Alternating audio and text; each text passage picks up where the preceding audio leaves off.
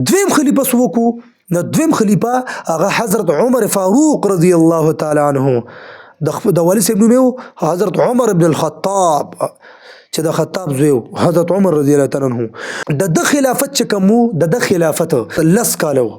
تقریبا د حضرت عمر فاروق رضی الله تعالی عنہ خلافت لس کاله کتابونو دا ذکر کړی دي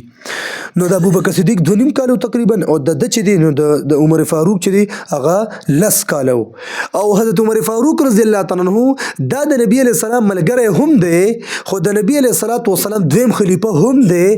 خو پر رشتہ داري کې د نبی علیہ الصلوۃ والسلام دا هم سخر دی لکه څنګه چې ابوبکر صدیق سخر دی هغه څنګه حضرت حفصه رضی الله تعالی عنها چې دا د نبی علیہ الصلوۃ والسلام خو بیبي مبارکه ده کنه نو چې دا د نبی علیہ السلام بیبي مبارکه ده دا لور د حضرت عمر فاروق رضی الله تعالی عنہ دی نو په دې اعتبار سره حضرت عمر صاحب دا د نبی علیہ السلام سخر دی او نبی علیہ الصلوۃ والسلام د حضرت عمر فاروق زوم دی په دې تاسو رسیدئ